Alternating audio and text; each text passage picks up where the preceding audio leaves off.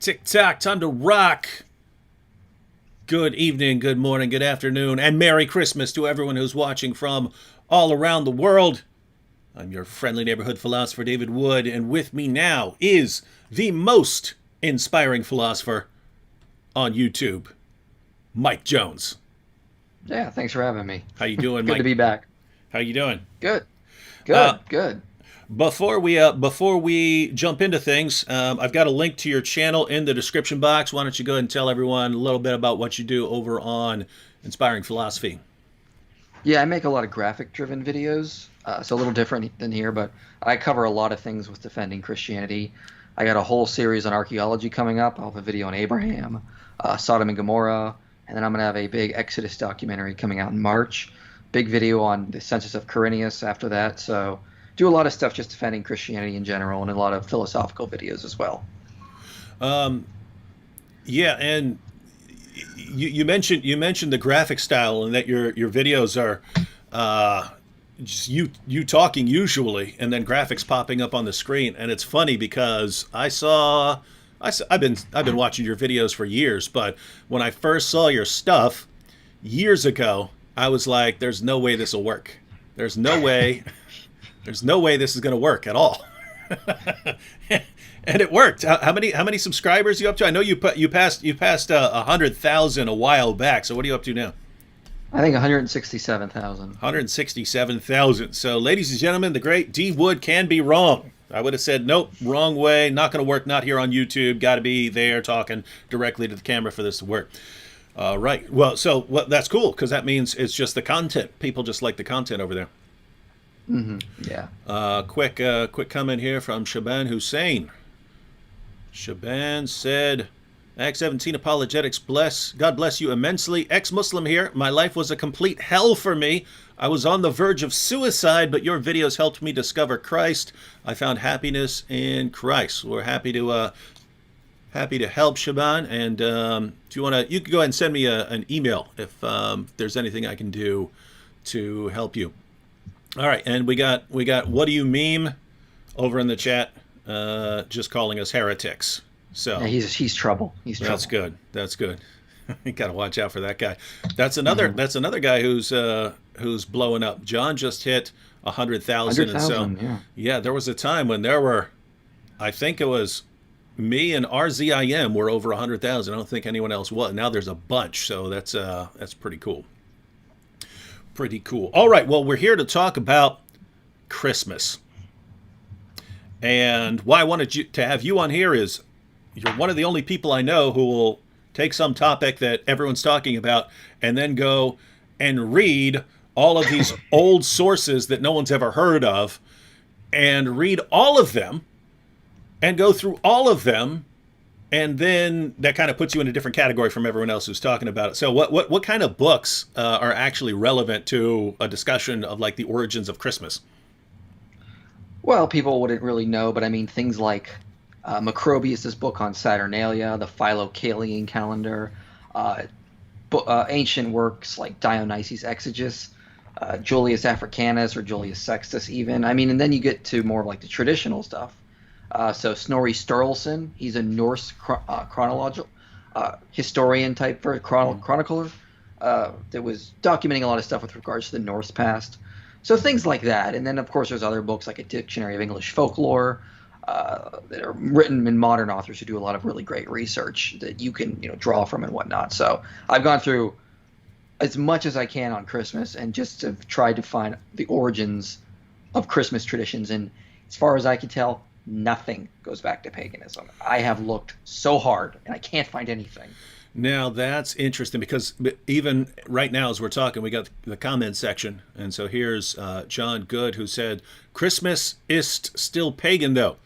I said ist, not because that could be a typo, but it could be German, right? And could be, das ist pagan, right? So Christmas is still pagan though. Can't associate God with a lie. Fact. And so here you have John Good saying it's a fact that Christmas is pagan, and yet you're just saying you can't find anything that really traces Christmas back to paganism. And as far as I can tell, there's three broad camps. There's the Christians who say Christmas is pagan and therefore stay away from it. Stay away from it. If you're celebrating it, you're celebrating paganism. And then you have the Christians who believe that Christmas does have some pagan origins, but they don't care a whole lot, right? They're like, look, I don't know what those ancient people were doing with that thing, but that's not what I'm doing with that thing. So I don't, stop complaining about it. And then you have the guys like you who are saying, actually, guys, no, you've bought into this ongoing myth that this can all be traced back to paganism, and you need to break out of it. Does that sound about right? Yeah, and I was in the second group for the longest time, and my original goal was to do videos on who cares if it's pagan. But then I started looking into the traditions, researching for the video, and I was like, there's just nothing here. Not even mistletoe, Yule logs, the date of Christmas. I can't find anything. None of it goes back to paganism. Well, I'll go ahead and let you give a little summary here. Wait, I'm interested in this, though. Cheryl R. said, an ad for Matt Frad, no Muslim charity. Apparently, people normally get ads on my channel that are for Muslim charities because the algorithm knows that lots of Muslims watch my channel. But apparently, there's a Matt Frad ad before my video. That is interesting. All right, so here's the general approach we'll take for this live stream.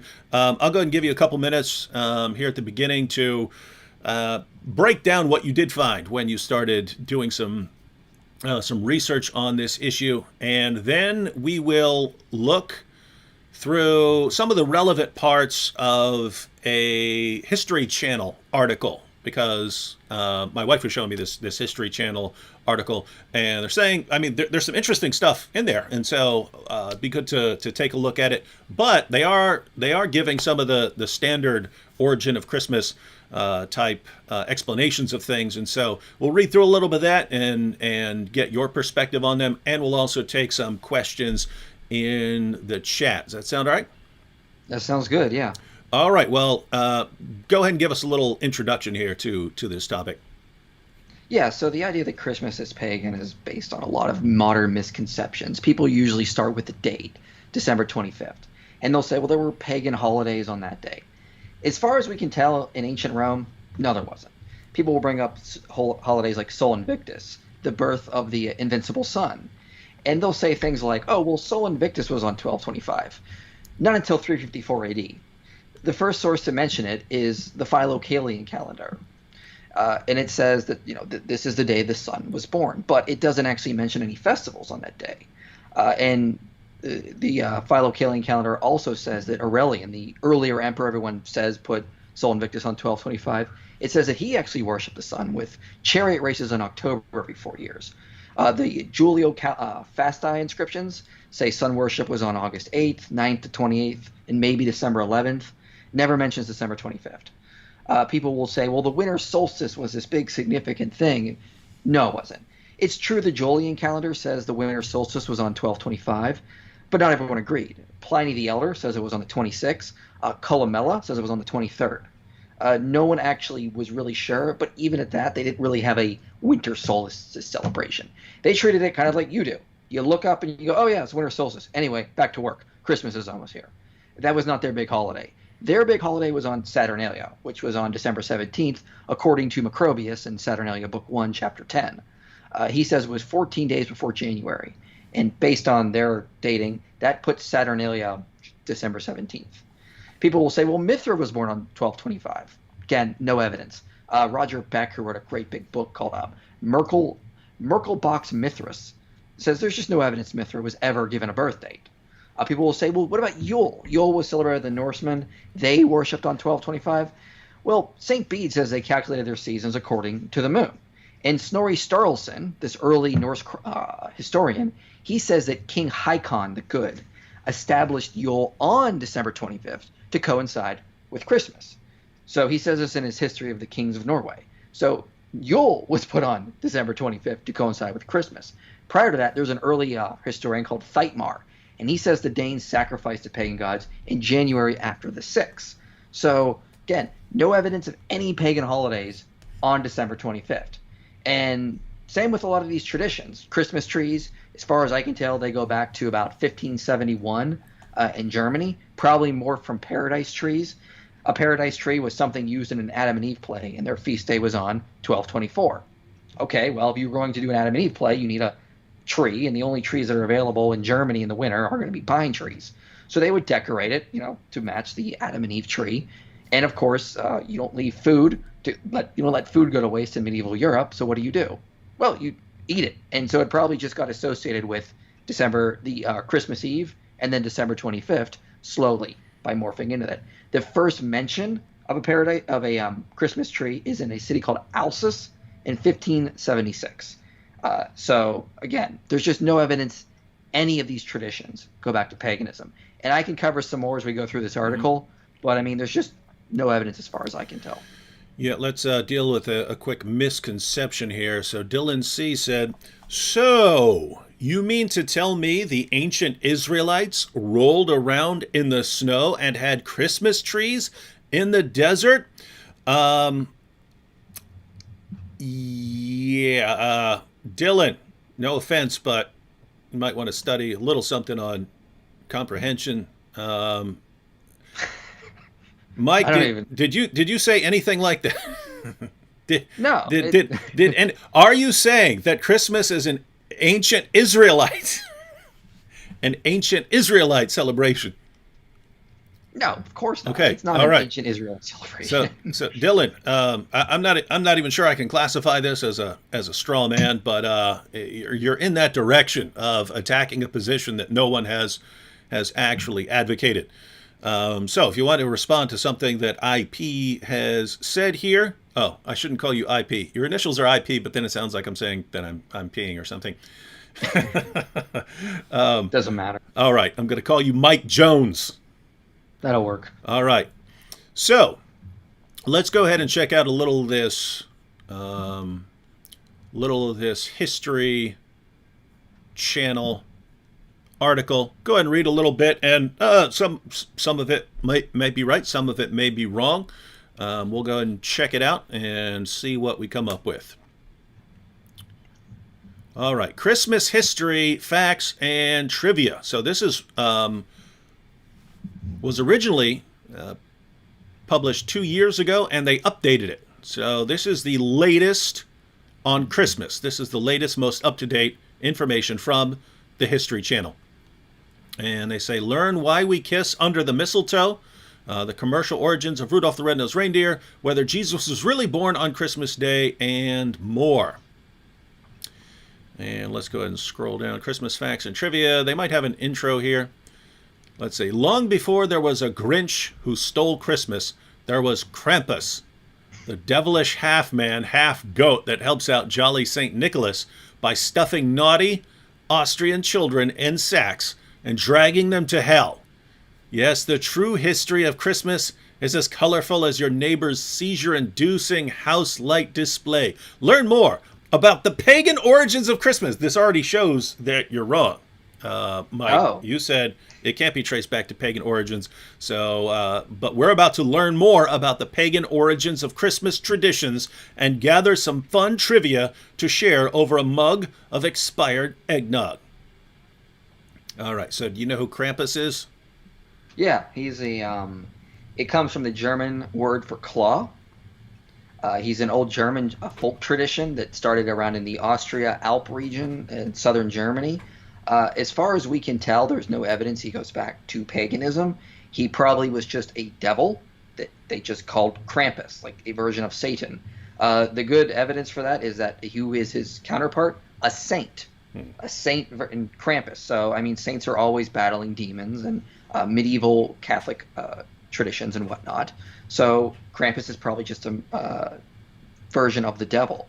Krampus wasn't really universal. For example, in France, there was instead of Krampus going around with Saint Nicholas, you had Old Man Whipper, who was this old guy who was punished, and he's got to now serve Saint Nicholas, and he goes around and he whips children, kind of thing.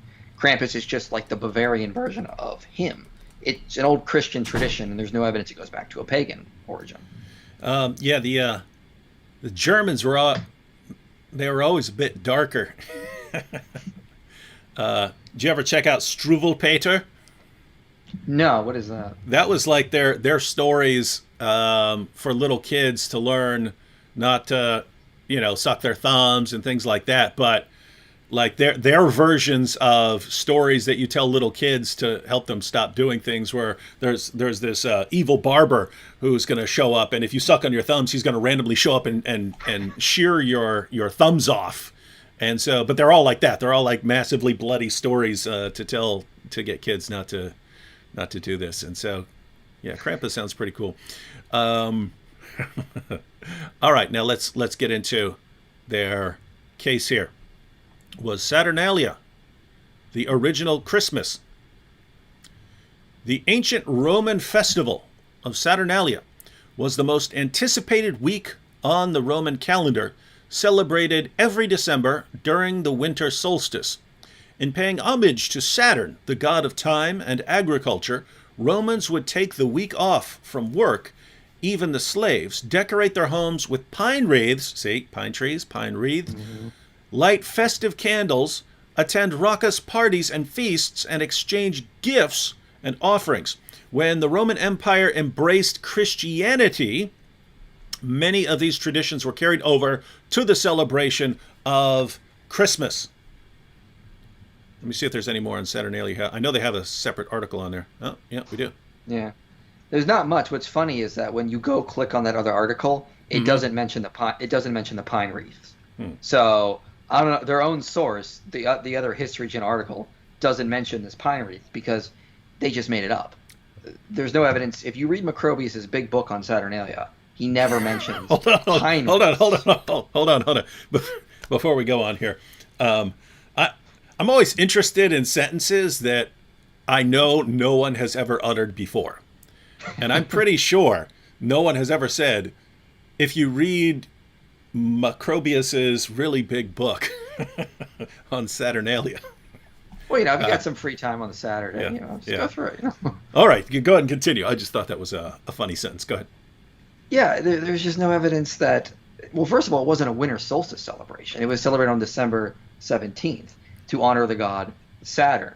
And they didn't decorate with greenery or pine wreaths, as far as we're aware. They just basically, it was a day when slaves got to pretend to be masters. It was like the role-playing switching kind of thing. They did exchange gifts, but I mean, you exchange gifts on almost every holiday. There was probably candles, but I mean, back then candles were associated with almost everything because that's how you had light. They had parties and feasts, I mean, but so did everyone. I mean, it's not like a big deal. But no, there were no pine wreaths involved with Saturnalia. They didn't do and this idea that it was a winter solstice celebration is just false. It was to honor the god Saturn, who was the god of agriculture. My favorite thing I've ever heard, and they don't say this, but there's a documentary on Psalm 119 Ministries called The Christmas Question. And they say, well, the symbol of the god Saturn was mistletoe. Okay, that's just false. I mean, mistletoe is a weed. You're telling me the god of agriculture has a symbol that's a weed. That's like a goddess of chastity having a stripper pole for her symbol. It wouldn't make any sense. And so, no, the god Saturn, his symbol, if anything, was wheat. And they basically just honored the fact that they had a good festival and they would just have a party or whatnot. But Christians never borrowed anything from Saturnalia. It died out long before a lot of the Christmas traditions we have now were made up by Europeans throughout their history. All right, and let's see. Let's deal with a quick, since we talked about the pine wreaths here, and we have this from, let's see, move things around. Robin says, just says pagan temple with 8 Christmas trees on there. So are Christmas trees a pagan temple? No. Are you positive? What? I'm 99% positive. I mean, I don't even know where they're getting that from. So you're telling us there's a chance. If people are worried about pine trees, let me read Isaiah 41:19-20. I will put in the wilderness the cedar, the myrtle, and the olive. I will set in the desert the cypress, the plane, and the pine together, that they may see and know and may consider and understand together that the hand of the Lord has done this, the Holy One of Israel has created it. So in the Bible, God says the pine tree is a symbol of him. End of story. Well, Robin, are you saying that the symbol of God here is a pagan temple? Leave it up to you, Robin. You can fill us in here. Oh, here's a quick comment directed towards you. Sasha Arouse says, thank you so much for your videos, Inspiring Philosophy. I was having immense doubts about Christianity, and your videos helped restore my faith. Thank you, and God bless. Thank you. I appreciate it. That means a lot. I appreciate that.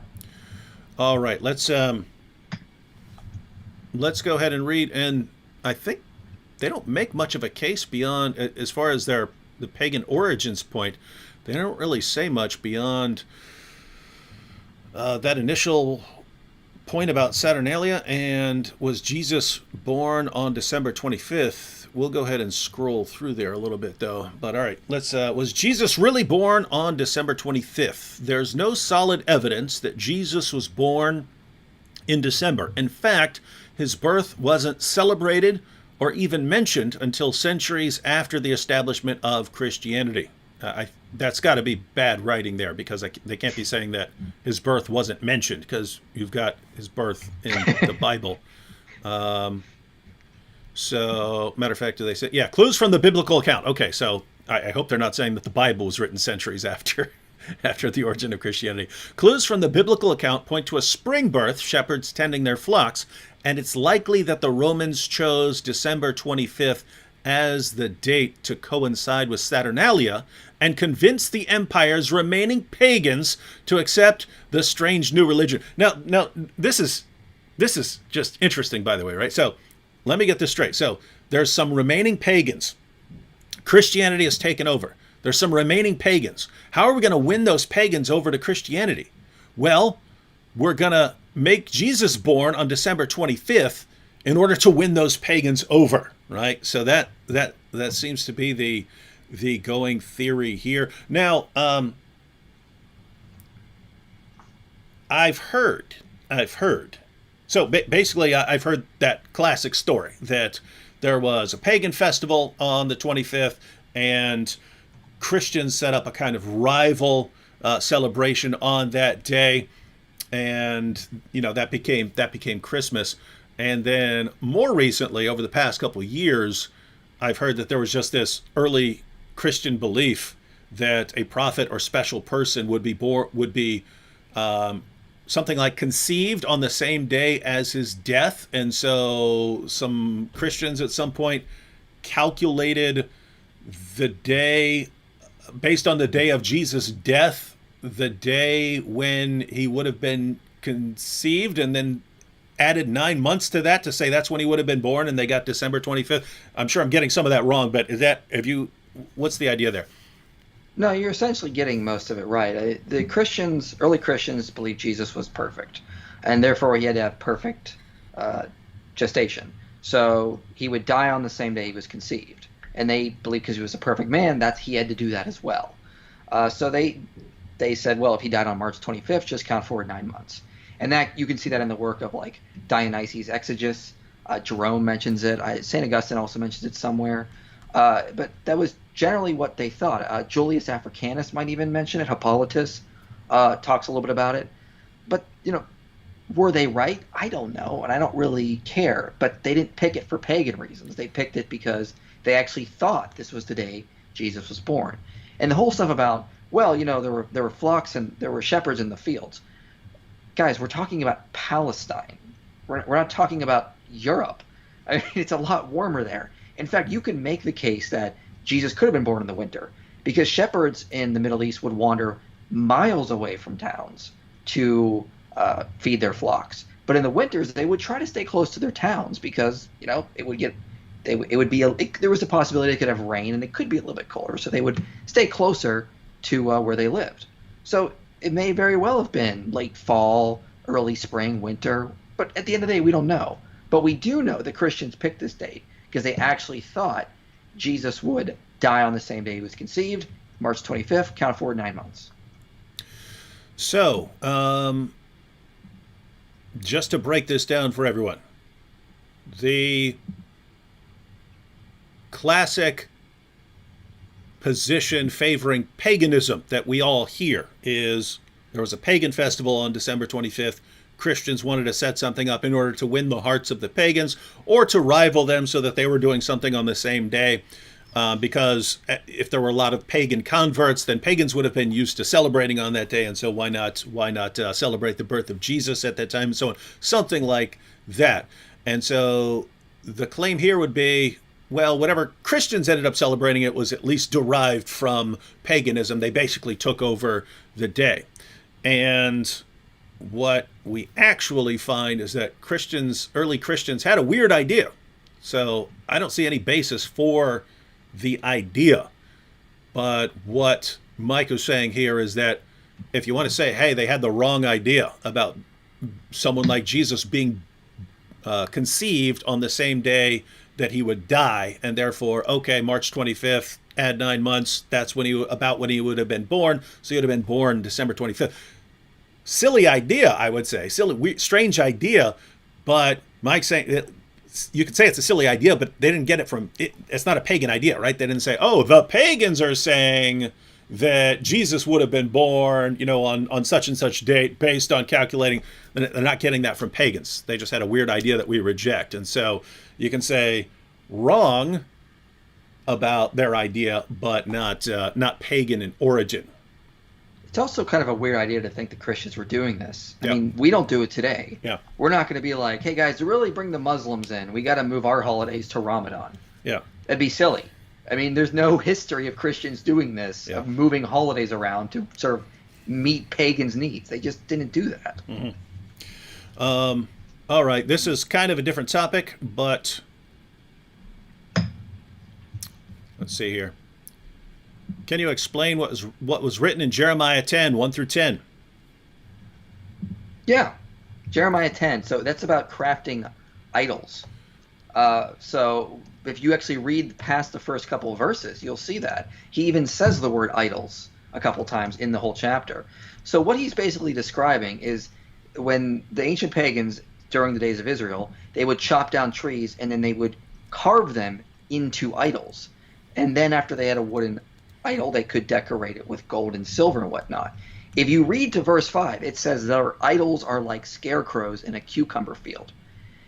That sounds like crafting an idol. It doesn't sound like a Christmas tree. How many times have you heard Christmas trees described as scarecrows? It doesn't make any sense. He goes on to say, they cannot speak. They have to be carried, for they cannot walk. Okay, well, it seems to be describing little wooden figurines that have legs, but they can't walk. They have a mouth, but they can't speak. They cut down trees in the forest. Then it works by the hands of a craftsman to turn it into a little idol. Then they decorate it. This is about idol crafting. Pick up any scholarly commentary on Jeremiah. Anyone. Every scholar I've read will say this is about crafting idols. It has nothing to do with Christmas trees. Mm-hmm. And let me see here. I might want to pull this up real quick. Let's see. Jeremiah 10. Yeah, might want to just read through it because you probably get this a lot, don't you? Oh, I have a video on it, and I still get it every year. Somebody comes out of the woodworks and is like, well, Jeremiah 10. I'm like, oh, here we go again. And it is, guys, this is an important point, right? And I'm saying it's an important point because let's assume that Mike here is wrong and Christmas does have some sort of pagan origin and that Christmas trees are somehow pagan or something like that. Let's assume all of that is correct.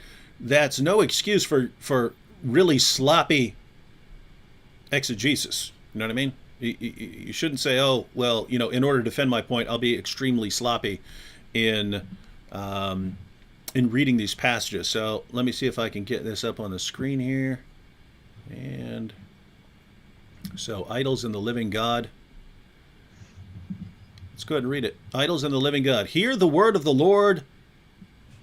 Hear the word that the Lord speaks to you, O house of Israel. Thus says the Lord, learn not the ways of the nations, nor be dismayed at the signs of the heavens, because the nations are dismayed at them. For the customs of the peoples are vanity. A tree from the forest is cut down. Ha ha! Just like cutting down a Christmas tree. Guys, if you're not familiar with this is the argument here. God is condemning people for cutting down trees from the forest, and that's what you do with your Christmas trees, decorating them and so on. A tree from the forest is cut down and worked with an axe by the hands of a craftsman. They decorate it with silver and gold. Oh my goodness. How much clearer could it be that this is talking about your Christmas trees? You decorate them, don't you? They decorate it with silver and gold. They fasten it with hammer and nails so that it cannot move. Their idols are like scarecrows in a cucumber field, and they cannot speak. They have to be carried, for they cannot walk. Do not be afraid of them, for they cannot do evil, neither is it in them to do good. And so, the passage continues, but yeah, guys, this is about cutting down a tree, which you'll find often in the prophets, cutting down a tree and making an idol out of it. This is not about it's not about a Christmas tree, unless you're worshiping a Christmas tree, and then you've got a case. Then you could say this is applied to you. All right. Well, did they say anything else about I think that was Not that all, I've seen. I think that was all that was in the article, wasn't it? Oh, hang on. In the Christmas article? Yeah, in that That's article. all they say with regards to Jesus' birth. Yeah, they don't. Again, the problem with this article is they don't even have sources. Their sources are their own other articles which don't have sources. It's just they're citing themselves and never giving real sources. Yeah, that's kind of a problem. Not giving sources from what you're saying. You guys know what we're talking about? So anyone can say anything. So look at this. This is Carlos here. This is Carlos. Carlos says, but is historically proven Christmas is a pagan origin. Jesus, the apostles, and disciples never kept Christmas. Now, I don't know if you're just saying two separate statements there, Carlos. You say it's historically proven that Christmas is a pagan origin. Then you say Jesus, the apostles, and disciples never kept Christmas. I don't know if you're saying, well, Jesus, the apostles, and disciples never kept Christmas, therefore that's the proof that Christmas has a pagan origin, or if you're saying there's some separate historical proof that Christmas has a pagan origin. I want to say there's no connection between those two things, right? If Christians later make a celebration of the birth of Christ or something like that, and the disciples didn't do it, that doesn't mean it has a pagan origin. That would still be a Christian origin. That would be Christians doing it, right? It has a pagan origin if it's a pagan thing and Christians sort of absorb the pagan thing, right? But, Carlos, look at what we're saying here. You're saying it's historically proven Christmas is a pagan origin. What is the historical proof? The standard narrative here has some holes in it, to paraphrase Sheikh Yasser Qadi. What we're told, and guys, this is something, if you take nothing else away from what we're saying today, learn this. Sometimes you can be told something for decades and you believe it's true, and you've never been given a shred of evidence for that belief beyond you've heard a bunch of people saying it all your life. You've never actually said, wait a minute, what is the evidence for that? And I haven't studied all the same things that Mike has studied, but he's gone through the sources and he's saying, actually, guys, a lot of what you've been told is complete nonsense. Now, if you are someone who's actually read all of the same stuff, and you can say, no, actually, Mike, you're misrepresenting what so-and-so said. He says over here, the ancient Romans had their Christmas trees on Christmas Day or something like that, right? That's what you would do. What we're trying to say here, again, you could prove me wrong. You could prove anything I'm saying wrong right now, and prove anything that Mike is saying is wrong right now by giving some sources. What we're saying is everyone keeps circulating the same thing without ever saying, here's how we know this is the case. And we've got one guy here who has gone through the sources and he's saying that's not in there. And so this is a perfect time, even if Mike here turns out to be ultimately wrong and we find out there is this proof that Christians took this from the pagans or something like that. But until then, this is one of those situations where we should all step back and go, wait a minute, we were all told this, we were never given any evidence for it, and therefore we need to take a closer look. Because there are all these myths that get circulated, and they just keep going on and on and on and on and on and on, and you have to challenge them at some point. So the I've been planning for a while to make a video on the Galileo affair, the idea that Galileo was this victim of persecution from the church that was opposed to science. You take a closer look at what happened there. That is about a jillion miles from the truth, and yet almost every atheist you'll ever run into believes that, and Christians have generally accepted that idea as well. It's total nonsense. And so this is that kind of situation where it's time to say, okay, I have this belief, in this case, this belief that Christmas was stolen from pagans. Where did I get that? Did you get that from doing some research or being given some evidence?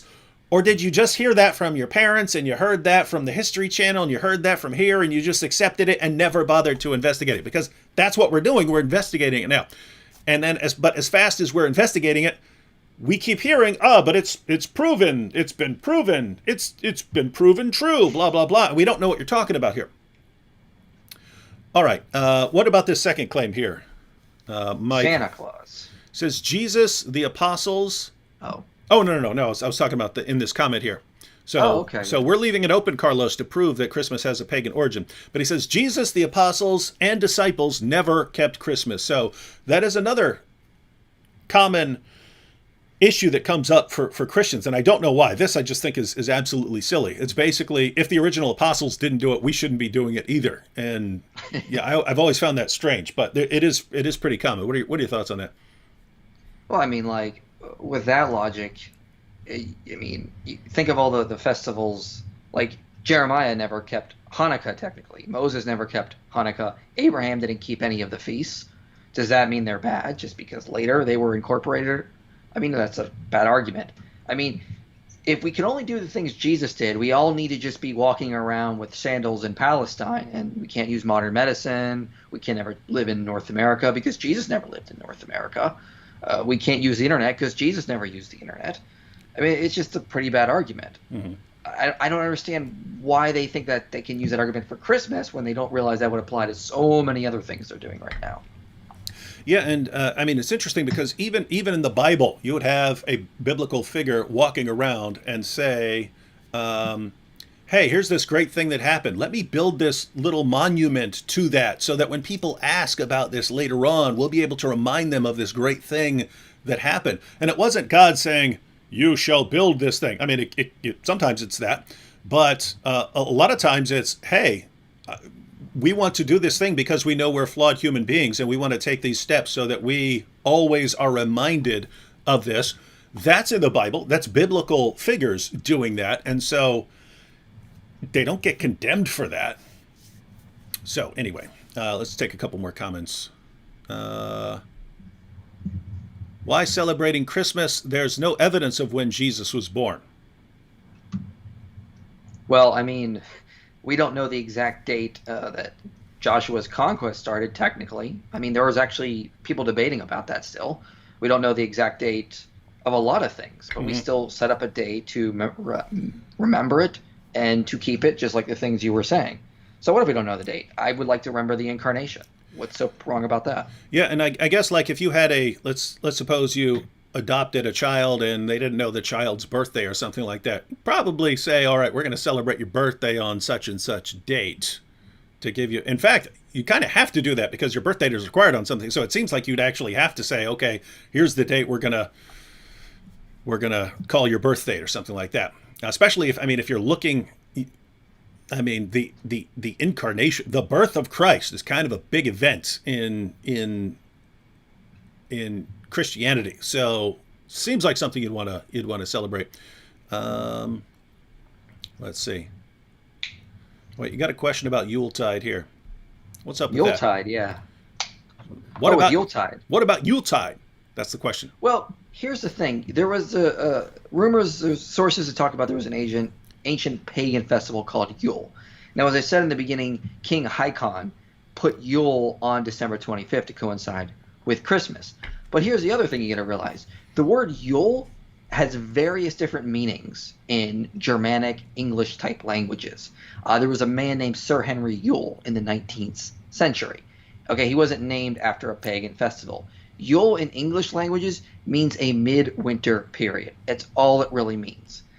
So, for example, The first mention we see of, for example, Yule logs, which people use all the time, is in Robert Herrick's poetry collection from 1648, and he calls it a Christmas log. It's not the first time it's definitively called a Yule log is in Aubrey's In the West Riding of Yorkshire on Christmas Eve, 1686. And it's called a Yule log, probably because people were burning Christmas logs and they said, well, we're going to burn these all through winter, so we're just going to call it a midwinter log, Yule log. So there's no evidence Yule logs, Yuletide goes back to paganism. It just probably derives from the English word meaning a midwinter period. All right. Now we have. Now this is what I'm actually interested in. These supposed people supposedly giving the actual origins of some of these beliefs. Now this is how you do it, ladies and gentlemen. This is how you show that these things have a pagan origin. So Bears 25 says in Greek mythology, bam. Wait a minute. No, I'm thinking he's joking. He says in Greek mythology, Odin travels on a chariot. Bears, you're saying Odin is part of Greek mythology? All right, let's just ignore that. In Greek mythology, Odin travels on a chariot with 2 horses and gives gifts to people. And Italy, there is a myth where a witch travels on a broomstick and gives gifts exactly like what Christians celebrate for Christmas, I guess. All right, go ahead. There's no evidence Odin was traveling around giving gifts. What you actually happen is Santa Claus, Saint Nicholas was sort of like turned into the Christmas figure in New York about the 1800s, and then he was exported all over the world. So in 1927 in Finland, a radio broadcaster named Marcus Ratuvio, I'm probably mispronouncing that, but he took an old pagan folk god called Joulupuki, and he remorphed Joulupuki to be a Santa-like figure. Well, that happened with Odin. That happened with all these other old pagan deities. So it wasn't so much that Santa came from Odin, Joulupuki. It was the opposite. The Santa figure came out of New York in the early 1800s, exported all over the world, this tradition, and then these people in these various countries said, well, we're just going to make our own Finnish version of Santa Claus by taking an old pagan deity, Joulupuki, and morphing him to it. They did the same thing with Odin. They did the same thing in all sorts of other areas, like Italy, for example. But none of those actually are mentioned in sources that predate Santa Claus or Sinterklaas, the Dutch name for him. None of them actually go back to the oldest stories about these figures. I have the sources on some of the oldest literature we would have on Odin, like the Prose Edda or the Poetic Edda. These are old Norse poems and works that date to about the 10th century or so, or sometime around there. They don't mention any of this stuff, and I have the PDFs here on my computer in front of me. None of them mention Odin flying around giving gifts to children. All right. Now, this is a different kind of objection. Mr. Wisdom says, Christmas has nothing to do with Christianity these days. And notice, that's a completely different kind of objection. You could completely agree with that, right? So Mr. Wisdom, notice what's being claimed here. There are people who say Christianity took Christmas from the pagans, and it's actually a pagan holiday. And again, there are different ways Christians could respond to that. They could say, oh, it's a pagan holiday. Well, I don't want anything to do with that. Or they could say, yeah, it started as a pagan holiday, but then Christians made it a Christian holiday, so I'm going to go ahead and celebrate it anyway. And what Mike here's been going through is he's claiming that's actually a false claim, that Christmas did not have a pagan origin. It evolved in various ways over the centuries, but it wasn't something that was taken from the pagans. Now, if you want to respond and say, but Christmas doesn't have anything to do with Christianity, tons of people would agree with that, right? That what we think of as Christmas nowadays, what in the world does it have to do with celebrating the birth of Jesus? So the response to that would be like the response to anything. I mean, you could say that about your church, right? A church might get to the point where it doesn't have a lot to do with Christianity or the gospel or anything else. You don't say, well, therefore churches had a pagan origin or something like that, right? So talking about a couple different things. But what are your thoughts on what Christmas is now? One thing I forgot to mention with regards to Odin, in the earliest sources like the Prose Edda, he doesn't actually even ride a sleigh. He rides an 8-legged horse. So he's not even in a sleigh being pulled by a horse. He's actually riding the horse. So that's a little different. But just go to 1 Corinthians 11.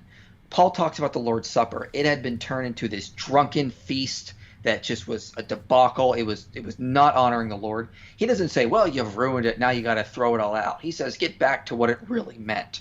Sure, people have abused Christmas. They turned it into a materialistic holiday. That doesn't mean we can celebrate it for what it actually means.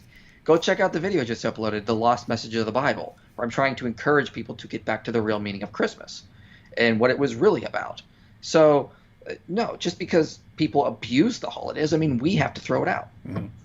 Yeah, so Mr. Wisdom, it's basically if you believe that Christmas has a Christian origin and you believe that Christians have veered away from that, then you would simply call them back to remember Christmas for what it's supposed to be about. And so, yeah, totally different kind of objection there.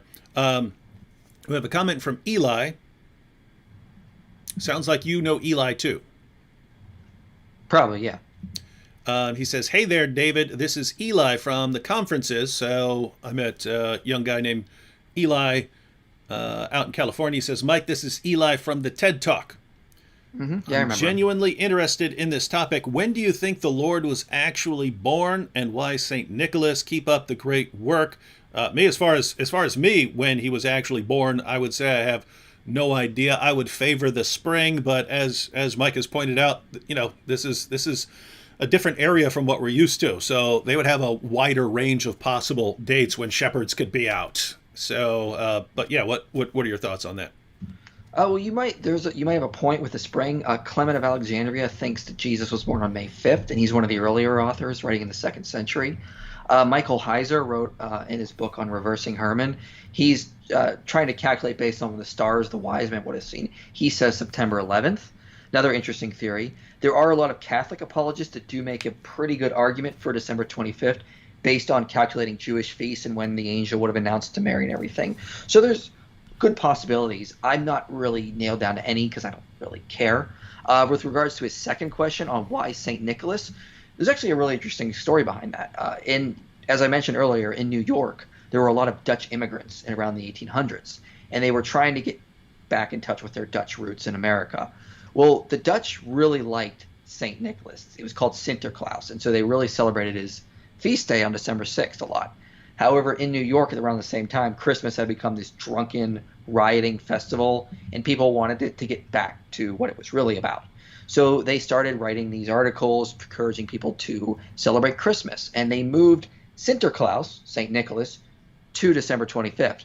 They stopped dressing him as a Catholic priest and dressed him as a traditional Dutchman from that time period. They wore big red suits.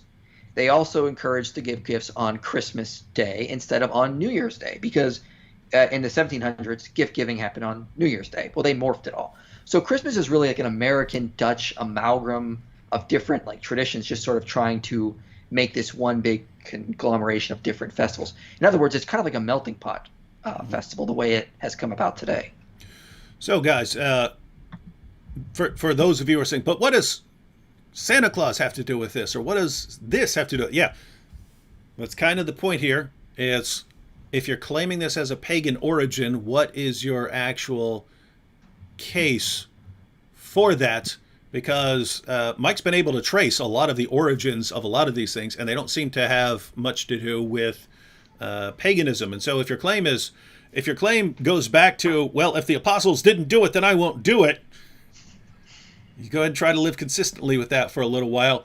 But a lot of us don't share that belief, right? I believe I can do all kinds of things that the apostles never did. And stop taking antibiotics. Yeah, it's very, very strange position. So we fall back to the claim that Christmas has a pagan origin, which we have not seen any case for yet. Now, Matt Maddox here, he may have updated this. I'll have to scroll down, but Matt Maddox has posted repeatedly. IP says Christmas trees weren't really until the 15th century, I think he said. But the book of Leviticus mentions not to celebrate trees, not to decorate trees for celebration. How do we explain this one? Now, you study this more. I cannot think of what he's talking about in Leviticus saying don't decorate trees. Are you familiar with this? I know that the Jeremiah passage and so on that they use, but I can't think of anything in There, Leviticus. So Matt, did Matt there's give? only there's only 5 verses in Leviticus that mention trees. Leviticus 19, when you come into the land, don't plant any kind of tree for food. Okay, so this is about the forbidden 3 years before when you first move in. Leviticus 23 says, "And you shall take on the first day the fruit of the splendor of trees." Okay, it's about taking from the trees. Leviticus 26, "Then I will give you your rains in the seasons, and the land shall yield its increase, and the trees of the field shall yield fruit." I, Nothing there. Leviticus 26 later in the chapter says, "And your strength shall be spent in vain, for your land shall not yield its increase, and the trees of the land shall not yield their fruit." Nothing there. Leviticus 27, "Every tithe of the land, whether of the seed of the land or of the fruit of the trees, it's the Lord's." I'm not sure what he's talking about. He might be talking about the Asherah poles, or don't plant an Asherah type tree. This was a specific type of tree dedicated to the goddess Asherah, or Astarte, would probably be the better term. Don't plant an Asherah pole near the altar of the Lord. Okay, yeah, we're not. I mean, Christmas trees are pine trees people decorate in their house, and it's not a ritual in the religious sense. It's a decoration. It's a custom people do every year. No one is trying to worship a god or the god through a Christmas tree. It's just a decoration. It's like dressing up in red, white, and blue on 4th of July, or putting a red, white, and blue ribbon on you on 4th of July. Just a decoration. Hmm. Um, yeah. So, all right. A couple more comments here. Uh, you must get frustrated because, I mean, I've only been doing this for a couple minutes and I'm already annoyed, right? What do we have here? Robin Labruna says Jeremiah 10, 2 through 5. Now, Robin, as a rule, if you come in the middle of a discussion here, my goodness, we've been through that, guys. But those of you who are watching, do you see how this is? Do you see how this goes? We say, guys, what's the evidence that Christmas actually has a pagan origin? Oh, well, Christmas trees and this and this and that, and then Mike actually goes through that and the actual origins. It has nothing to do with pagan origins. And then, but the Bible says, don't celebrate Christmas trees. Oh yeah, where? Jeremiah 10 actually is talking about cutting down trees to make idols out of them. That's not what you're doing when you get a Christmas tree to decorate your house for a holiday. And then we talk about a couple other things, and then, hey, Christmas trees, what about them? Jeremiah 10. Guys, ladies and gentlemen, I'd say you could have convinced me. I don't know if Mike here is right. I don't know if he's right. Based on what I'm seeing, he sounds more right than everyone else because he gives a case for everything he's saying and no one else does. So, all right. First Christmas tree ordinance is in Alsace. It's Alsace. It's an ordinance from 1561. We don't hear about Christmas trees before that. Marcel, again, he gives this same kind of thing. Marcel says, David and inspiring philosophy. Let me save that for 1 second. I wanted to get to this one over here. All right. Jesus Saves said, Christmas tradition are not pagan. Trees were worshipped as fertility gods and were brought into homes for good spirits, and that's where we get the tree into our homes from. So, Nope. You've been refuted. That's the point of bringing the Christmas tree in there, was to bring the spirit, the good spirit, into there. And he says that's where we get the tree into our homes from, to bring the good spirits in. I find no evidence of that in ancient sources, and from what I can tell is that most ancient Germanic, Norse, Gauls, they thought the oak was sacred. So there's a tale of Saint Boniface cutting down a sacred oak tree dedicated to Odin. Pliny the Elder says the Druids the word Druid actually means oak seer or oak knower. That's what it actually meant. The oaks were sacred. Maximus of Tyre says the Celts indeed worship Zeus and they honor him with a lofty oak. So pine trees were these wimpy little trees. I mean, they didn't really. There's very, very little evidence that pagans thought pine trees were sacred. Oak is the one that routinely comes up. And this idea of them bringing them in their homes, maybe, but they didn't leave any records behind of this. And if they did, I mean, we're talking about Germanic tribes. They most likely lived in the wilderness, and they didn't have like log cabins up in Britain until the Romans invaded. They were more likely people that they lived out in nature. They would live in tents, these kind of things. They did have some forts and whatnot, some houses up there. We have found archaeological evidence, but they were not like city builders like the Romans were. They were more wild, and there's no evidence of them bringing evergreens into their houses. Could they have? Yeah, but they didn't leave any records behind to actually say this. The idea of them doing this comes from much later writers, mostly in the 19th century. They wanted to just try to come up with origins for a lot of this Christmas stuff, so they just would, half the time, they were just making things up. Yeah, I see lots of people making things up.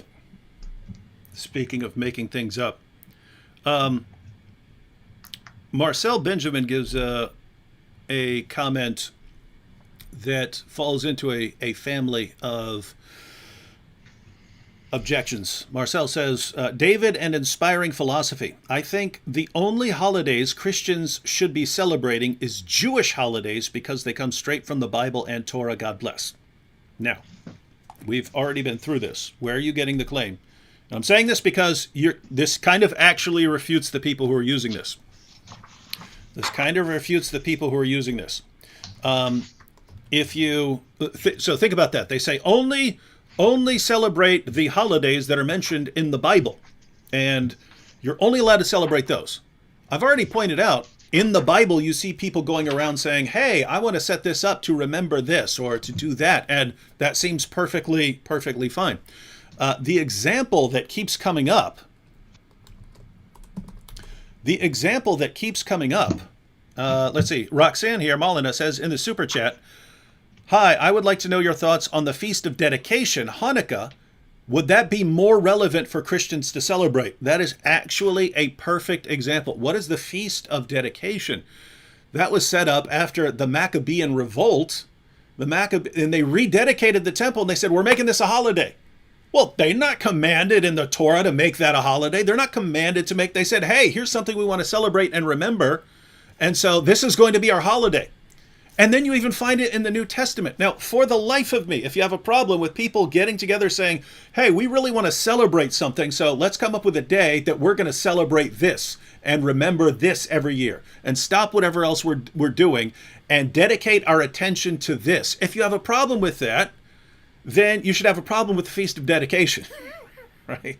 Just because it's mentioned in the Bible, it's mentioned in the Bible, but notice, it's mentioned in the New Testament as a feast celebrated by the Jews, but where did that come from? It didn't come from the Torah. It didn't come from God saying to Moses, and Moses, you shall make the Feast of Dedication. This was, wow, after all this stuff that's been going on, after all these pagans took over our stuff, now we took it back, we're rededicating the temple, and that seems to be fine. So guys, do you not see how you're completely contradicting yourself here, right?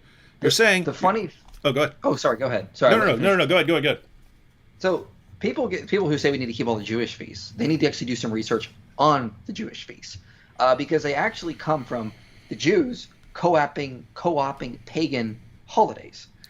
Richard Hess notes that a lot of the Jewish feasts align in a lot of rituals and on the dates. Festivals were done at the city of Emmer. He notes there's a lot of comparisons in Leviticus to Emmer 446. Which seems fine. They were co-opting pagan days. You have the Israelites moving into the Promised Land, and Moses and the Israelite elders don't want the Jews going over and doing things on pagan festival days. So what do? They set up their own Jewish feast on those pagan days to compete, to sort of overtake them, to prevent the Jews from going and partaking in these horrible pagan festivals. So when people get mad, even if Christmas was co-opting a Saturnalia or some other pagan festival, that's what the Jews probably did very early on in their history with their own celebrations. They set them up on specific days so that no one would be tempted to worship Dagon or other pagan deities on those certain days. Yeah, and this issue keeps coming up over and over again, like a ton. And guys, I cannot understand this. I cannot. If you're saying you should not celebrate a holiday unless it comes from the Bible, I mean, it seems you would need that rule from the Bible, or you're just making up a rule about this, right? Like, Where did God say you should only celebrate you should only celebrate a feast or something like that, or a holiday, if God said do it, right? If that is your position, you just contradicted yourself, because people in the Bible say we're going to celebrate this. You guys gathering this? In the Bible, it's okay. According to the Bible, it's okay for a group to say, you know what? Here's this thing we always want to remember.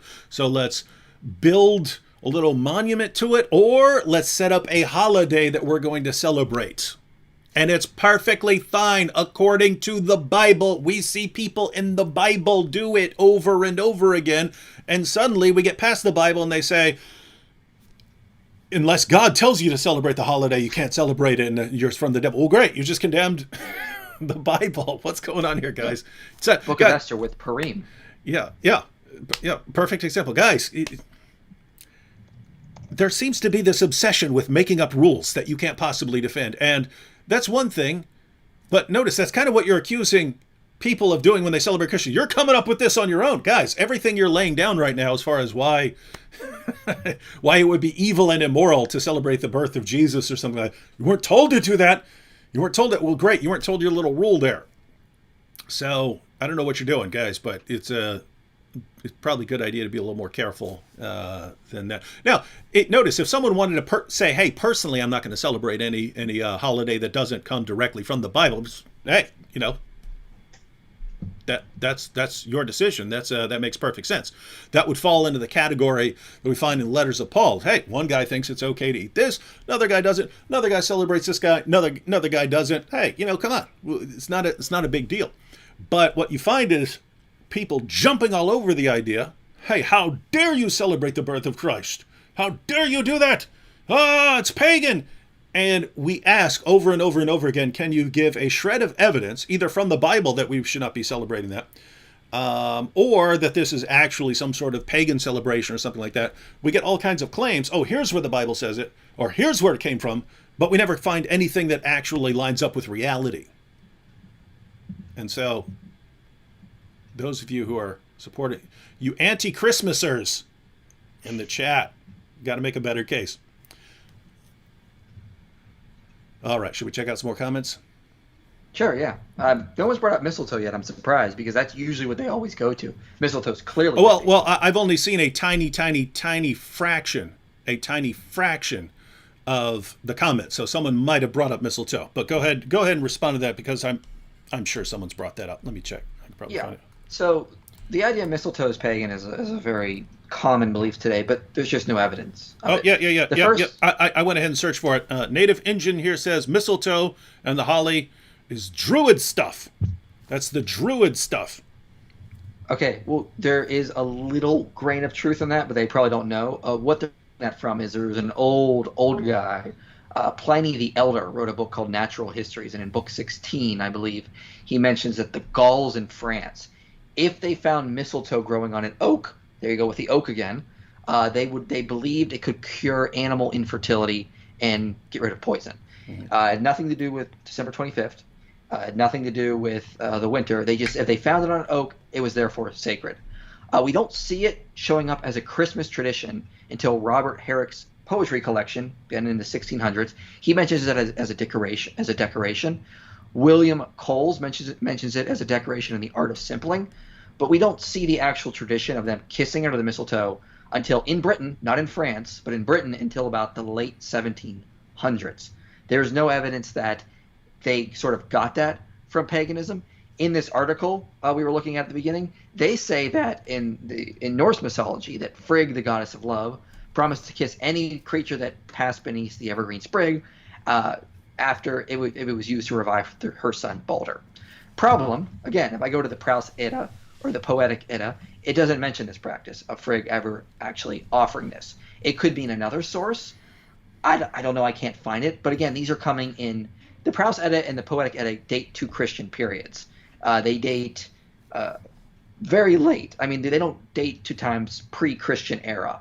In fact, there are some scholars who think Balder and Loki are actually Christianized version or Norse versions of Jesus and Satan, just incorporated into the Norse pantheon.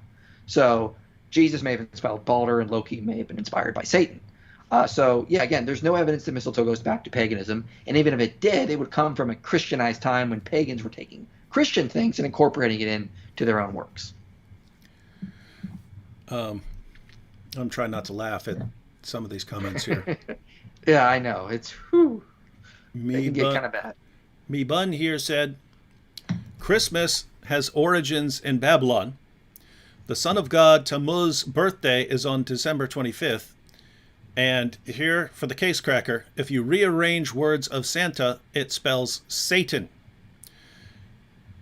Now, when I see that, I almost think someone's not being serious here because, I mean, there are people dumb enough to say, if you rearrange the letters of Santa, it spells Satan. Guys, you know where Santa comes from, right? You know where Santa comes from, as in like Santa Barbara and stuff like that, right? You know what I mean, that comes from saint, right? That's just that spelling of saint. You know that, right? So what are you saying? That saints in a certain language are Satan? What are you trying to get at here? I don't know. But as for Christmas, this is something I find interesting, Mike. Here, Christmas has origins in Babylon. The sun god Tammuz's birthday is on December 25th. Now, guys, here's what I find interesting. Right? Notice how the origin of this keeps jumping around. It's because of such and such in Norse mythology. It's because of Mithra. It's because of Tammuz. It's because of, well, guys, I mean, you only need one that you can actually nail down.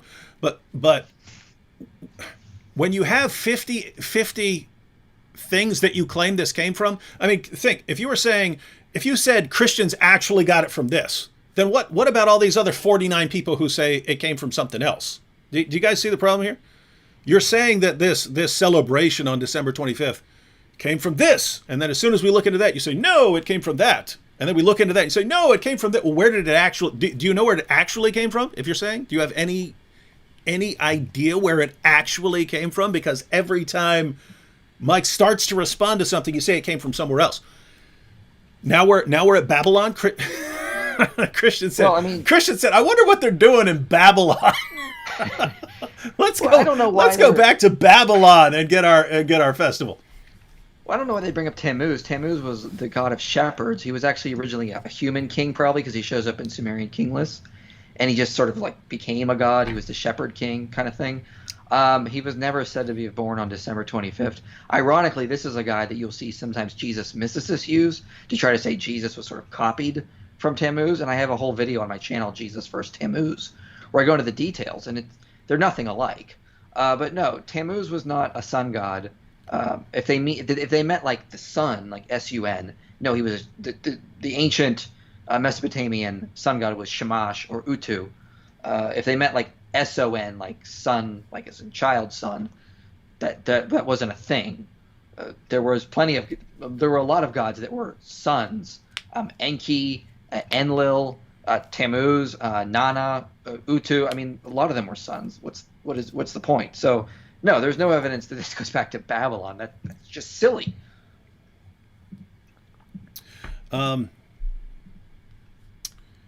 Yeah. So guys, what is it?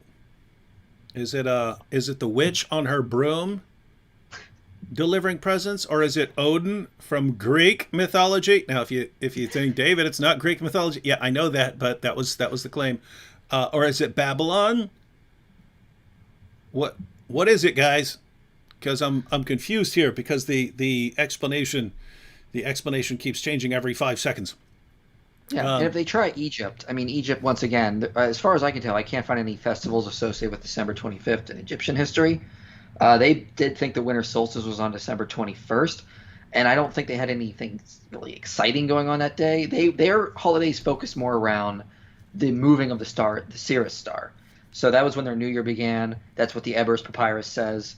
They didn't really – they may have – I mean, Egyptian history is very long. They may have at some point really got excited when the winter solstice happens, but it has no connection to Christmas. But I can't find any sources that definitively say that. Joseph Stalin here says, That's his name. I'm not just calling him Joseph Stalin. Joseph Stalin says all Mike does is give a more complicated answer of how it was actually a different group of pagan heathens who invented it. Is that what you're saying? That doesn't make any sense. I don't know what he's trying to get at there, but no, that's not what I'm saying at all. I'm giving you the actual sources so you can go check for yourself. Hey, Silver K says, I'm off. This is not a nice approach, David. Guys. How dare you? Guys, it actually concerns me when a bunch of people say something and it's just people have accepted it all their lives and it never crosses their minds to investigate it at any point. So we mentioned the Galileo affair, but that's kind of a bigger there's a bigger collection of myths that surround it that you can now go up to many atheists, and I know there are atheists who are watching now, and a lot of the atheists who watch my channel are usually mild atheists. They're not the angry, aggressive Christianity is going to destroy the world if we don't stop it type of atheists. But those kinds of atheists, right? It has to be stopped or they'll destroy the world or something like that. You look at what they claim, and it's all about this war between Christianity and science.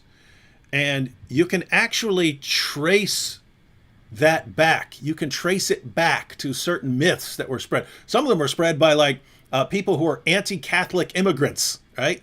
They were against Catholic immigrants coming to the U.S.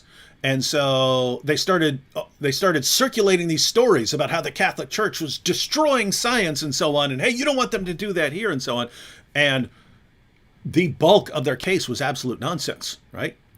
And so I'm not a Catholic. I'm not interested in defending Catholicism. But if the things they were saying are not true, then the things are not true, right? They shouldn't be held up as true. Anyway, so they originally kind of start off as a response to get people riled up about Catholic immigrants. But then the myths about the church's war on science and suppressing science and so on, it gets absorbed into the culture, and then it becomes like one of the pillars of atheism.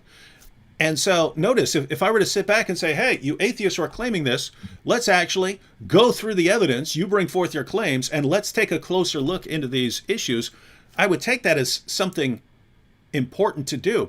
Likewise, if people around the world are believing that Christians have as one of their main holidays where they celebrate the birth of Christ, it's actually a pagan origin, well, if that itself is a myth, if that's a myth, then we should want to look into it. But as soon as we do, a bunch of people freak out and they say, no, it is a pagan origin. I've been hearing it all my life. It came from this. It came from Babylon. It came from there. It came from there. Everyone gives a different answer of where it came. No one provides any evidence. And then people storm off and say, I can't take this anymore. This is so horrible. Interesting stuff.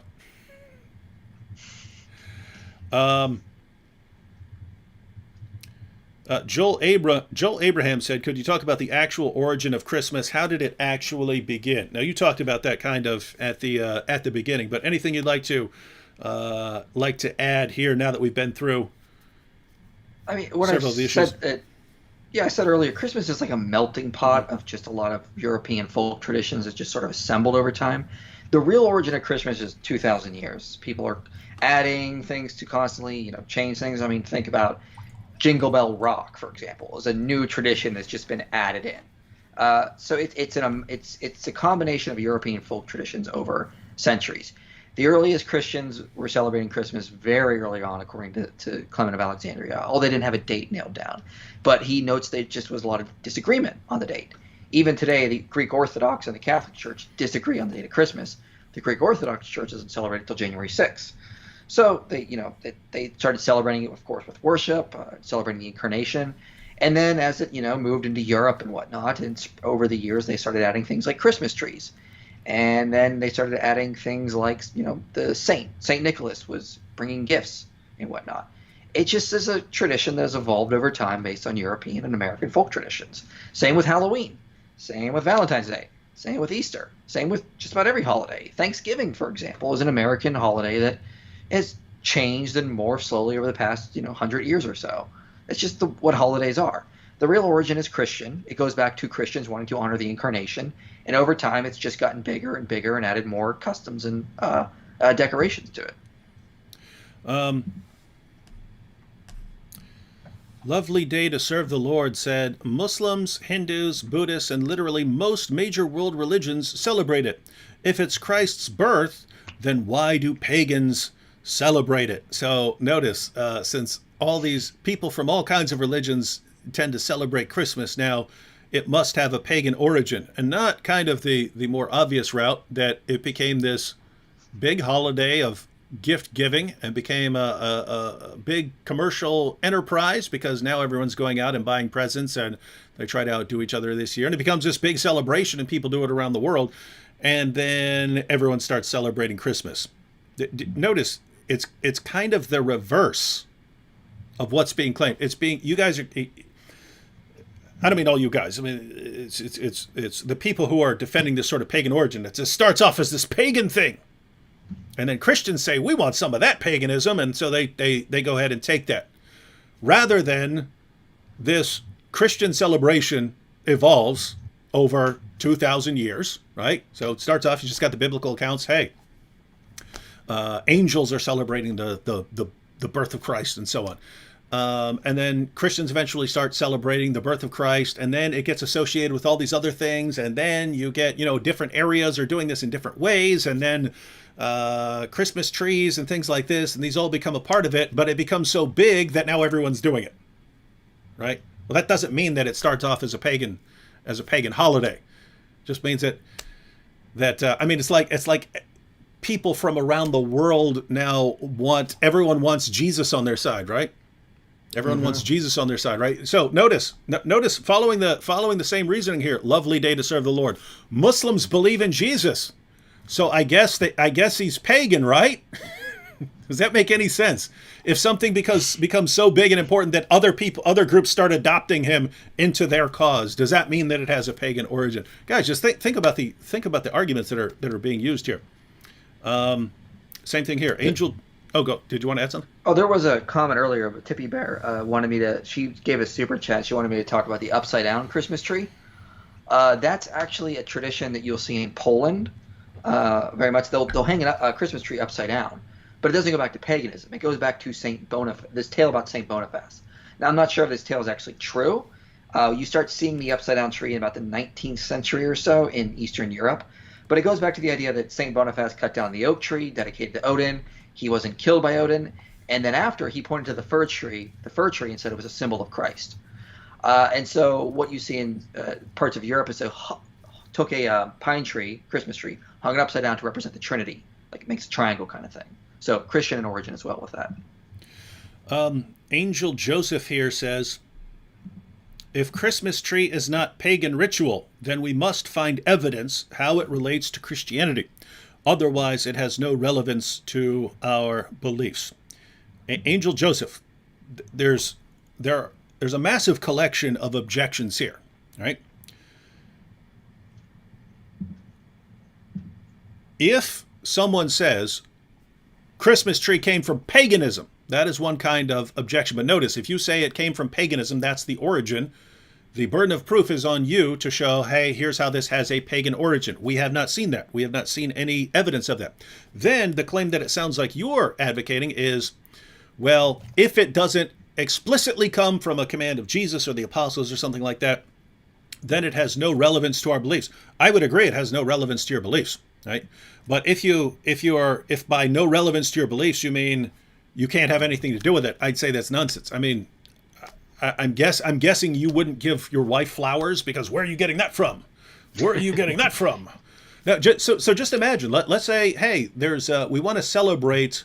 Let's suppose there's this great Christian movement or something that starts next year, and the gospel is preached around the world and so on, and we want to celebrate that movement starting or something like that. And so we say, hey, we're all gonna hand each other flowers on that day. So where are you getting that? Well, according to the Bible, we're allowed to do stuff like that. We're allowed to commemorate days. We see them doing that. So guys, I mean, I mean, I just want to say, one, I don't believe you actually live consistently with that. I do not believe. I do not believe that you. It reminds me of Islam, right? I mean, Mike, you may have seen this. If the goal for many Muslims, as far as what does God want me to do, it's He wants me to live and think and talk and even go to the bathroom like a 7th century Arab, right? I have to dress like a 7th century Arab. I have to, trim my facial hair and so on, like Muhammad said in 7th century Arabia. I have to do all these things as a 7th century Arab, even if it makes no sense. Even though, hey, the way they did things in that area was because they lived out in a desert. And hey, if you're in Norway, you're kind of in a different spot, right? But nope, God wants me to live and speak and think and do everything like a 7th century Arab. And if I do anything that does not come specifically from the revelations of Muhammad, it's innovation. It's bid'ah. It's a horrible sin. I'm doing something that Muhammad himself did not do. So I cannot find anywhere where that comes out of Christianity. I cannot find anything that would suggest that that's how Christians are supposed to be thinking right now. And yet it's so common. And so one is, I don't believe you guys are consistent. I do not believe that if I went to your house right now, I would find you doing everything like a 1st century Christian. And if I did, I would guess you're probably a pretty weird person. And again, in fact, I know you're not living like that, right? You're sitting here commenting in the chat of Twitter, of YouTube, in the comments section. I don't believe that you're actually living like a 1st century Jewish Christian. And if they're really worried about it, I mean, just use Isaiah 41:19-20, where God says literally, the pine tree is a symbol of the Holy One of Israel. Mm-hmm.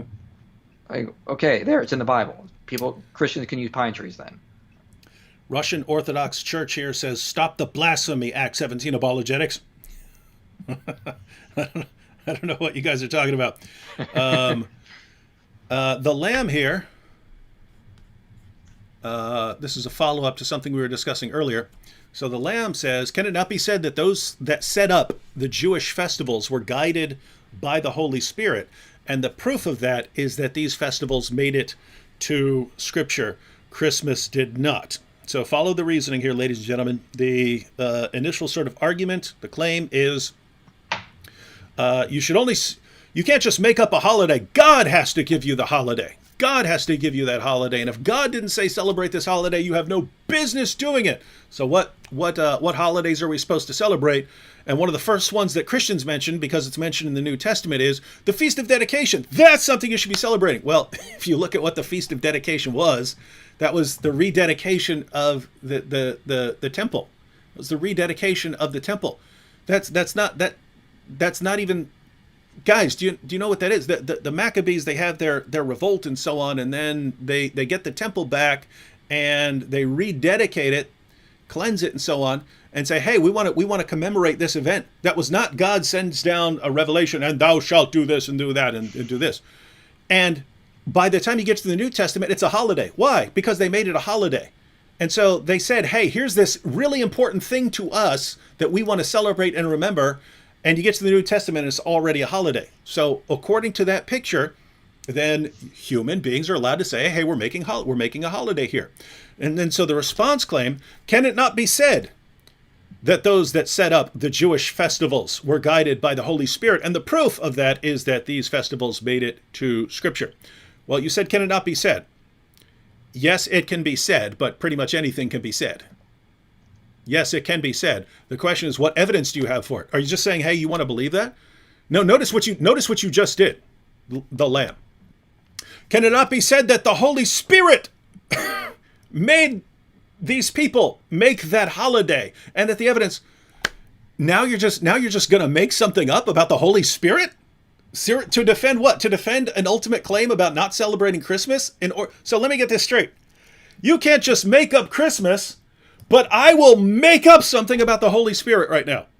I will make something up. I will say the Holy Spirit got them to do that. What's your basis for that? What's your basis for that? You're just saying it. This is the confusing part. This is the confusing part, Mike. It's that everyone's in a panic mode about celebrating the birth of Christ when it didn't, when you weren't commanded to celebrate the birth of Christ on December 25th. And then if you say, why should that be a problem? You'll get all of these things that people are making up. If it's okay for you to make up 50 rules about why you shouldn't celebrate it, why can't someone make up one holiday? You're just making things up left and right. And even bringing the I say the Holy Spirit did that. What's your basis? None. Well, even at that, no one is trying to worship Jesus through Christmas trees or any Christmas tradition. We're not saying we can only worship Jesus on this day. We're not saying you have to celebrate Christmas. It's just a day Christians can remember the incarnation. Why is that so wrong? In the book of Esther, they celebrate Purim. Purim. I forget how to pronounce that. But again, God never ordains that holiday. God is not even mentioned in the book of Esther, surprisingly. So where does it come from? Well, the Jews just made it up because they wanted to remember what a great day that was. Mm-hmm. Yeah, and so guys, get back to the basic claims here, right? No one's saying you have to celebrate Christmas. No one's saying you have to have a Christmas tree. No one's saying you have to do these things. It's, as a Christian, should you have a problem with this? Is there a moral objection? Is there a scriptural objection? Because basically, you could have an objection from the Bible, something in the Bible saying, do not celebrate Christmas. Do not do this. Do not have a Christmas tree or something like that. Do not give presents or something like that. You could have something from the Bible, or you could show that something is actually a pagan celebration in disguise. And you'd also have to make the further argument that even if something gets adopted by Christianity, if it has any sort of pagan origin, you do away with it. You'd have to make that case.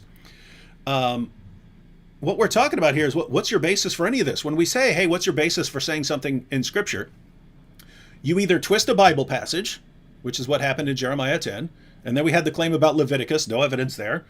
So you either twist a Bible scripture, or you make up a rule that is not itself found in the Bible. And so on what basis do you get to make up rules that then apply to all Christians? Do you believe that you are now an infallible source?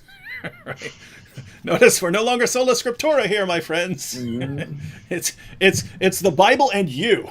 The Bible and you are making the rules here, because you come up with all these rules. Oh, you can't do this. Unless God has said something, then you cannot celebrate it. Where are you getting that from? I just made it up. Okay.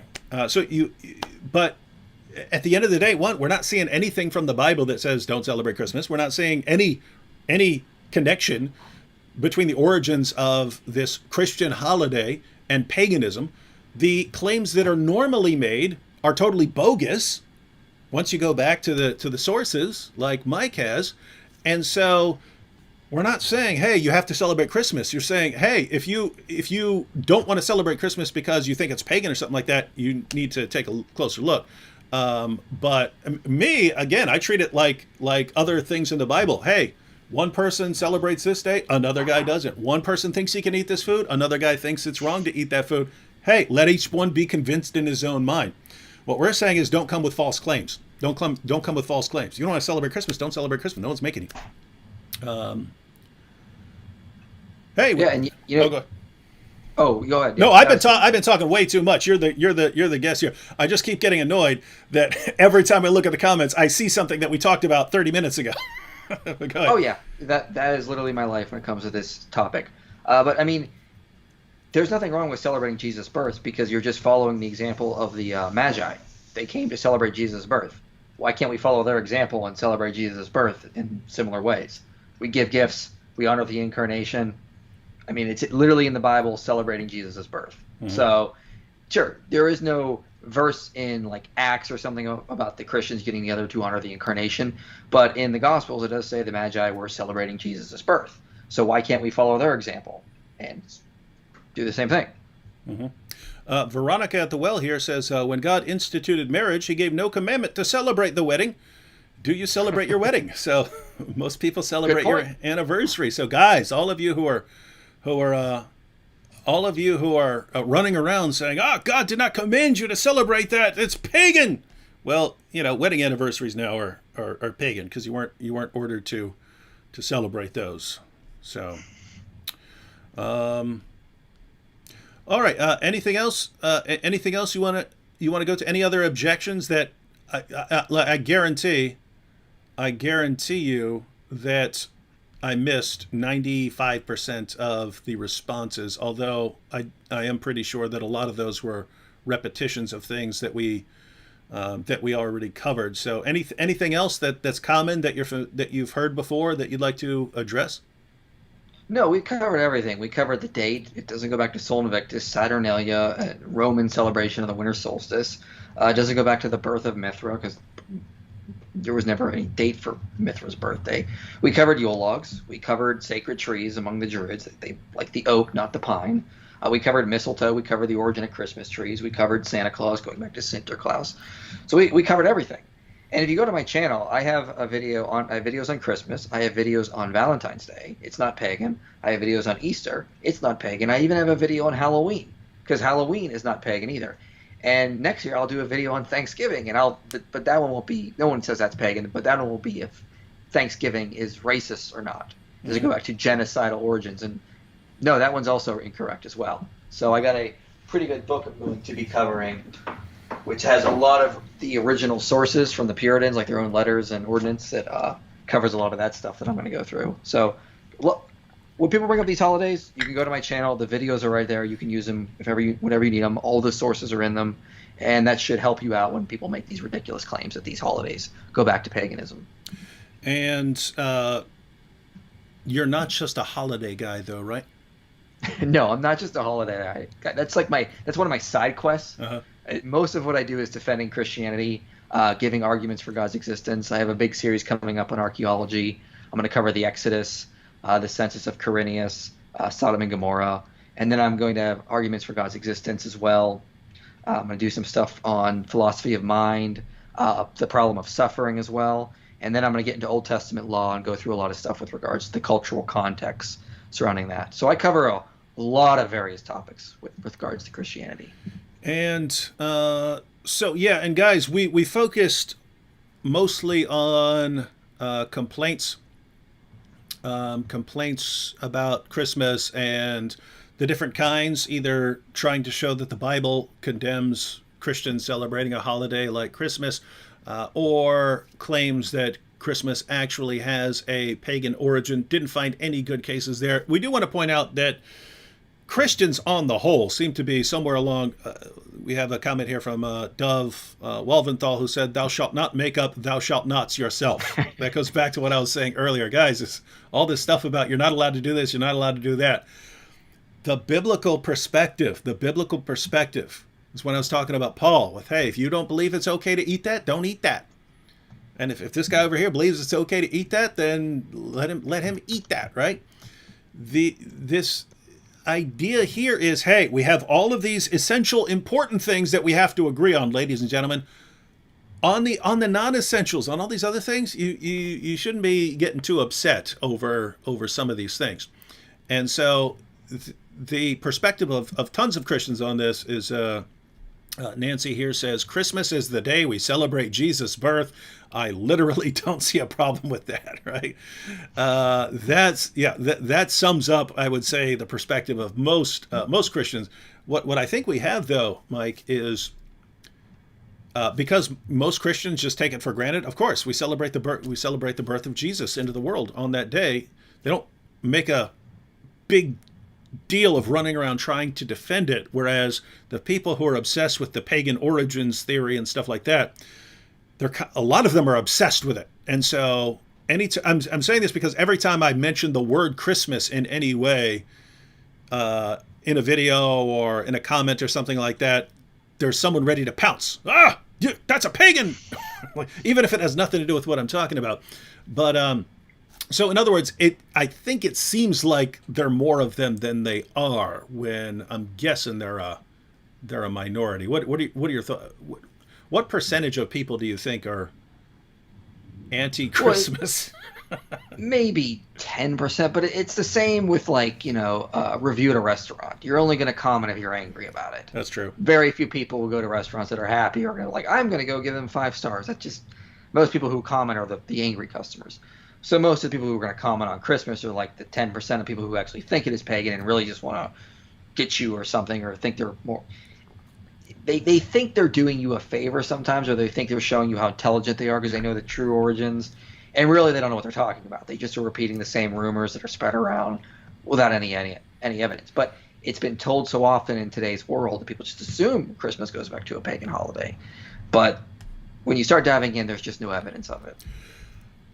Carmel Crunk here said, did Puritans start the Christmas is pagan belief? Now, it goes back earlier than that, but as far as the modern version of that, They did believe it was. I'm not sure if they started that idea. There's always been rumors that something might go back to paganism. Why? People love patterns. They love connecting patterns, making patterns where there aren't.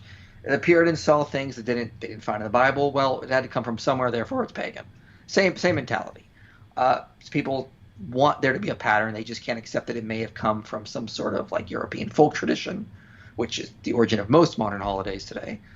The four big ones, that is: Halloween, Christmas, Easter, and Valentine's Day. But no, I don't know if they actually started it, but they definitely did think it may have gone back to paganism, even though there was no evidence to support it. Platinum Brunette says, the pagan origins argument is popularized by stingy boyfriends. Yeah, there you go. You got that, ladies and gentlemen? It's guys who don't want to buy gifts for their girlfriends, so they say that Christmas is pagan. It's funny because I'm saying that because I was kind of like that with holidays. Like for years, I was like that with what's the one in February? Valentine's Day. Yeah. For years, I was like that with Valentine's Day. And it's not because I think pagan origins or something like that. I think in terms of it's manipulation, right? It's companies wanting, card companies and chocolate companies and stuff like that. They want to make all these holidays throughout the year so that everyone's always buying their stuff. And then so there has to be a grandparents' day and a, teacher's day, and there has to be a day for everything so that every day is something where you're running out and buying something. So for years I was like, I don't want to, I really don't want to get my wife something because I feel like I'm submitting to the, to the manipulation. But I got to a point where like, it's buying flowers and stuff like that. It's not like I've fallen for being manipulated into being a Nazi or something like that. They're making me get some flowers, and it's kind of good to make sure you get your wife flowers sometimes. So it's not like they're manipulating you into doing something evil. They're manipulating you into getting a gift for your wife, and so. Okay, well, I could probably use, and a lot of other guys could probably use a kick in the pants like that. Hey, guys, if you haven't gotten your wife something recently, get her some flowers, man. That's not exactly some terrible, horrible thing. You got to get yourself a practical woman, because I have one year for Valentine's Day, my wife said she wanted a new knife for the kitchen, and I thought she was playing a trick on me. I thought it was a test. I was like, this is a trick, right? You actually want flowers or jewelry or something. No, she actually wanted a knife to cut things in the kitchen. That's cool. It's good. She's very practical. It's good that it wasn't it's good that it wasn't like to cut you or something like that, because give me a knife. And final comment here from Dave M. This is just a perfect example. So we pointed out, guys, we think that Christians are generally on the same page here as far as, hey, we're celebrating the birth of Christ. Has it become too commercialized? Yes, of course. Do Christians need to focus more on what this holiday is actually for? Of course, but don't make stuff up about it and don't make up unbiblical rules. And then after everything we've said, after everything we've been through in the past hour and 40 minutes, after everything we've been through, Dave M comes and says, respectfully, this is totally inaccurate. Christmas was adopted with pagan values as a way to Christianize the existing pagan communities. And it's basically right what we started off with. And we asked this entire live stream, give us a shred of evidence for that. No one ever did. All we got was a bunch of claims. Christmas, nope, it was taken from Babylon. It was taken from Odin. It was taken from this. It was taken from that. Never a shred of any kind of evidence. So is that basically your experience? Because you put out videos on this going a while back. So I'm sure you've gotten a ton of comments and feedback on that. Is it your experience that this is pretty much it? This is all they do, and it wouldn't be hard. They have to be like, go to Macrobius, book 2, chapter 3. It's right there, kind of thing, or it's in this one inscription here. It's been published in this paper, kind of thing. Instead, I get just Google it, and I have to remind them that not everything on the internet, everything they read on the internet is true. Sometimes I'll get vague connections, like it's like, oh, it's in Norse mythology over here somewhere. Okay, where? Or sometimes I'll get like these random quotes from like historians talking about something outside their field, saying it's pagan, and I'm like, okay, so what? I could give you historians right now that say Jesus rose from the dead. Atheists aren't just going to accept that just because some guy who's an historian said it. They need actual evidence. But again, no one ever gives me any evidence that it goes back to paganism. It's just vague assertions, blogs or articles that are not sourced properly, have no citations. So the rabbit trail tends to end there. And here we have a cool joke here. Robin DeBank says, Christmas was originally an Islamic holiday. Lol, do your research. And so that's actually perfect. And maybe the best way to respond is some mockery like that. Like just make something up because that's what other people are doing. Sometimes that's appropriate. It's basically if someone comes along and says, no, it's a pagan holiday, you want to give them some time to try and defend their points. And if they can't, then, start pointing it out. But after their point has been refuted 19 times and they still keep saying it, then you might just want to start making stuff up as a way of pointing out what they're doing. All right. Well, again, Inspiring Philosophy, the link to the channel is in the description box. Also, if you'd like to support the work he's doing, and he's doing, I focus a lot on Islam. He focuses a lot on dealing with claims of atheists and objections of atheists, objections to the Bible. And so, guys, something important to support. Link to his Patreon is in the description box. One of the biggest Christian YouTube channels there is, and there's a reason for it. He's putting out a lot of awesome content. So subscribe to his channel, check out some more of his videos, and if you can, go ahead and support his channel because, guys, Christians had better do some great work on the internet because if we're not using it, someone else will. All right, thanks to IP for joining, and I'm trying to think of when I'm going to be on. Oh, I'm going to be on tomorrow. Okay, I was trying to think of the next time I was going to be live. I'm going to be live tomorrow with Sam Shamoun and Tony Costa talking about the virgin birth in Christianity and Islam. So we're going to be comparing the virgin birth of Jesus in Christianity and Islam. And unless something goes horribly wrong, catch y'all then.